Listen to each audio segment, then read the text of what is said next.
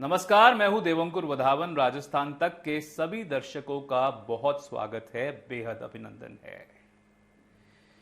शनिवार को पर्व था अहिल्याबाई होलकर की 300वीं जयंती का और उस पर्व पर कई भाजपा के बड़े नेता मंच पर इकट्ठे आए थे, जिनमें मुख्यमंत्री भजनलाल शर्मा के अलावा पार्टी के राष्ट्रीय अध्यक्ष जेपी नड्डा, प्रदेश अध्यक्ष मदन राठौड़, पूर्व मुख्यमंत्री वसुंधरा राजे तक शामिल थी।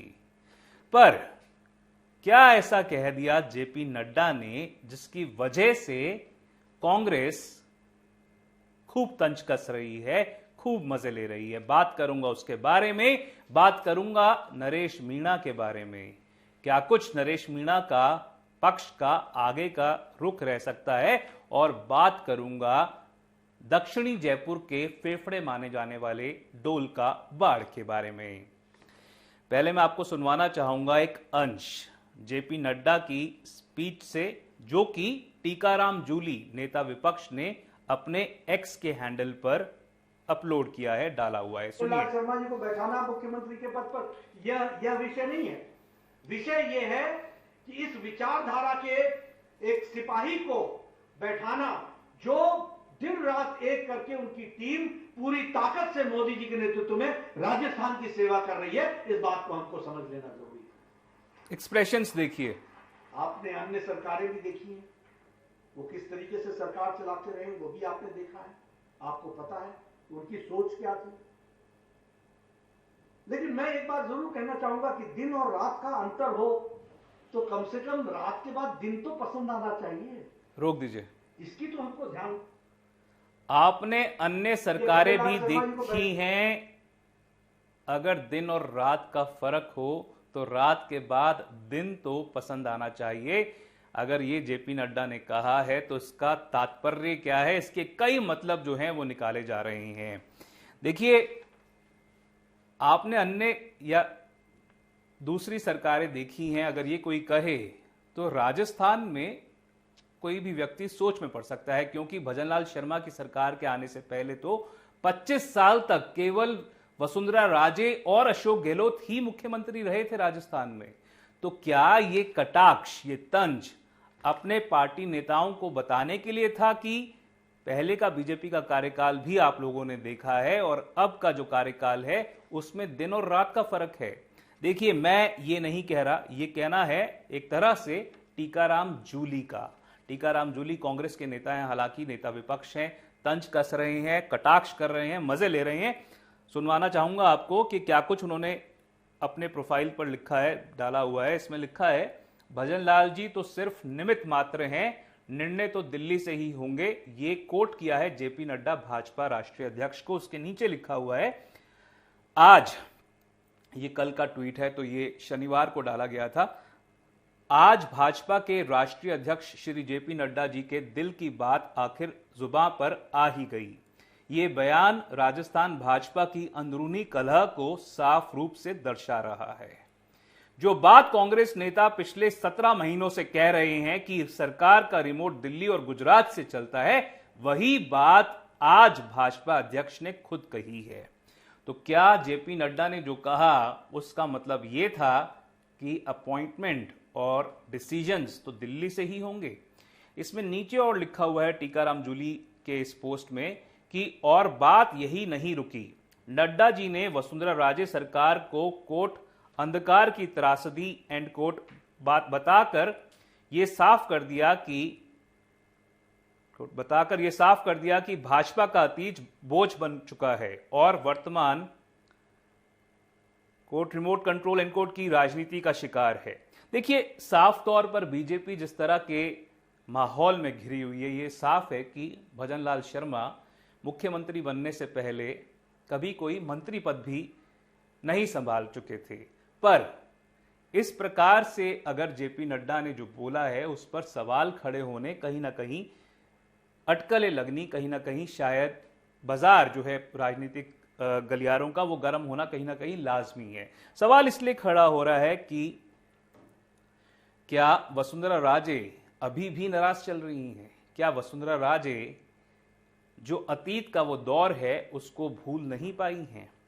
आगे उन्होंने लिखा है, भाजपा आज उस घर जैसी हो गई है जहां बाहर एलईडी की चमक है लेकिन अंदर बिजली की तार आपस में उलझे हैं। स्विच किसी और के हाथ में है और बल्ब कब जलेगा ये दिल्ली से तय होता है। भजनलाल जी तो सिर्फ निमित्त मात्र हैं, असली निर्णय असली सत्ता को दिल्ली दरबार में कोर्ट बैठी एक विशेष मंडली के हाथ में केंद्रित है। अब इस पूरे मामले को लेकर जो कुछ जेपी नड्डा ने कहा, हालांकि कहा यह भी जा सकता है कि वो शायद अशोक गहलोत के कार्यकाल के बारे में बात कर रहे थे कि उसको वो रात के तौर पर बता रहे थे और भजनलाल शर्मा के कार्यकाल को वो दिन के तौर पर बता रहे थे। पर उन्होंने जो शब्द इस्तेमाल किए, उन्होंने कहा कि आपने पहले की सरकारें भी देखी हैं और पहले की सरकारें, जैसे मैंने कहा, 25 साल में तो या तो वसुंधरा राजे की थी या फिर अशोक गहलोत की थी।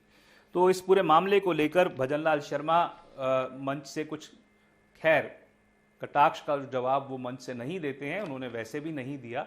और जिस तरह से टीकाराम जूली ने हमलावर होकर इस प्रकार की कटाक्ष की है, हो सकता है आने वाले समय में पार्टी के नेता मदन राठौड़ जैसे नेता, जो कि पार्टी के प्रदेश अध्यक्ष हैं, पहले भी वो हमलावर रहे हैं डोटासरा को लेकर, टीकाराम जूली को लेकर, और हो सकता है आने वाले दिनों में जो सवाल टीकाराम जूली ने खड़े किए हैं या फिर जो कटाक्ष तंज उन्होंने कसी है उस पर अपनी बात रखें। साफ तौर पर ये बीजेपी के जो नेता हैं वो समझते हैं कि राजस्थान की राजनीति में अभी फिलहाल भजनलाल शर्मा नंबर 1 के नेता बने हुए हैं और अगले कुछ समय तक उनका मुख्यमंत्री बनना राजनीतिक गलियारों में लगभग तय माना जा रहा है। पर लगभग 1.5 साल का समय हो चुका है भजनलाल शर्मा की सरकार को, और अगर अभी भी अंदर की सुगबुगाहट बंद नहीं हुई है तो शायद कहीं ना कहीं और ज्यादा पकड़ पार्टी के अंदर और प्रशासनिक स्तर पर भजनलाल शर्मा की हो सकती है। इसके बाद मैं बात करना चाहूंगा नरेश मीणा की। 6 महीने से ज्यादा वक्त वो व्यक्ति जेल में काट चुका है। आपको याद होगा पिछले साल नवंबर के महीने में जिस तरह से एसडीएम अमित चौधरी का थप्पड़ कांड सामने आया था, उनको थप्पड़ मारा गया था नरेश मीणा के द्वारा, जिसका वीडियो वायरल हो गया था। उसके बाद नरेश मीणा को जेल भेज दिया गया था। मई के महीने में उनकी जो जमानत अर्जी थी वो एक मामले में खारिज हो गई थी और एक मामले में उनको जमानत मिल गई थी। 166/24 का जो एफआईआर संख्या का मामला था, जो कि थप्पड़ मामला था, उसमें उनको जमानत मिल गई थी। और दूसरा जो मामला था समरावता आगजनी कांड का, जिसमें कई गाड़ियों को आग के हवाले कर दिया गया था, कई जगहों पर आगजनी की गई थी। उस मामले में जज साहब का यह मानना था कि जो फरवरी 14 तारीख को लेकर जो सिचुएशन थी केस की, उसमें बदलाव नहीं आया था और इस वजह से उनको शायद जमानत नहीं मिली या खारिज हो गई। देखिए, मैंने पहले भी कहा कि इस पूरे मामले को लेकर एक पक्ष नहीं है, केवल पक्ष 2 हैं। मैं उस गांव में मौजूद था समरावता में, और जब मैं पहुंचा वहां पर तो कई महिलाओं का, लड़कियों का यह कहना था कि पुलिस वालों ने घर के अंदर घुस कर, पुरुष पुलिस वालों ने लड़कियों को बाहर घसीटा, उनको पीटा बुरी तरह से, उनके शरीर पर चोट के निशान थे, उनको मारा गया। और अगर ऐसा था तो कार्यवाही जो है वो, अगर पुलिस वालों ने बर्बरता का मुजाहिरा किया था, गलत तरीके से लोगों को टारगेट किया था, तो क्या उनके ऊपर कार्यवाही हुई है? क्या पुलिस विभाग ने अपने ही विभाग के उन लोगों के ऊपर कार्रवाई की है जिन्होंने गलत तरीके से लड़कियों को, महिलाओं को पीटा था? अगर ऐसा हुआ था तो, अगर वो आरोप सही है तो, और क्या राजस्थान की भजनलाल शर्मा की सरकार इस पूरे मामले में केवल नरेश मीणा के पीछे पड़ी हुई है? 6 महीने से ज्यादा वक्त हो गया है वो व्यक्ति को जेल में बिताए हुए, एक थप्पड़ की जो मारने की मामला है उसमें। और हालांकि इस पूरे मामले में चार्ज बहस जो है वो पूरी हो चुकी है। मेरी फतेहराम मीना, जो कि नरेश मीणा के पक्ष के वकील हैं, उनसे बात हुई है आज, और उनका कहना था कि इसी महीने की 12 तारीख को यानी कि 12 जून को इस पूरे मामले में सुनवाई होनी है टोंक के SC/ST कोर्ट में, और वहां पर ऑर्डर आ सकता है चार्ज बहस के बाद। और अगर उस मामले में ऑर्डर आ सकता है और अगर जो 109 BNS की धारा जो लगाई गई है अगर वो हटा ली जाती है तो नरेश मीणा का पक्ष जो है वो जमानत की अर्जी मूव कर सकता है, और हो सकता है, पॉसिबिलिटी है कि नरेश मीणा को जमानत मिल जाए। हालांकि ये मामला सब जुडिस है, फैसला जो है वो जो सक्षम जज हैं या मजिस्ट्रेट हैं वो लेंगे, पर इस पूरे मामले को लेकर कई प्रकार के सवाल जो हैं वो खड़े हो रहे थे। सवाल इस बात को लेकर खड़ा हो रहा था कि ST आयोग की जो रिपोर्ट इस पूरे मामले में सबमिट की गई है, फतेहराम मीणा से जो मेरी बात हुई तो उन्होंने कहा कि इस पूरे मामले को लेकर ST आयोग की रिपोर्ट में ये कहा गया है कि जो SDM अमित चौधरी हैं उन्होंने गलत तरीके से वोटिंग करवाई या करवा रहे थे। तो अगर ऐसा था तो क्या अमित चौधरी के खिलाफ अभी तक कोई कार्रवाई हुई है?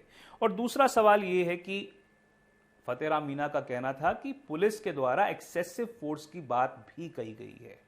तो अगर पुलिस के द्वारा एक्सेसिव फोर्स की बात कही गई है और अगर पुलिस ने बर्बरता की थी वहां पर समरावता में थप्पड़ कांड के बाद, तो क्या उन पुलिस वालों को आइडेंटिफाई किया गया है? अगर उसमें कई पुलिस वाले शामिल थे और उन्होंने महिलाओं को, लड़कियों को घर से बाहर घसीटकर मारा पीटा और जैसा आरोप लग रहा था कि गाड़ियों को आग के हवाले भी पुलिस वालों ने किया, तो अगर ऐसा था तो क्या उनको अभी तक आइडेंटिफाई किया गया है? अगर नहीं किया गया तो क्या ये सरकार के द्वारा, पुलिस तंत्र के द्वारा एक तरफा कार्रवाई नहीं है?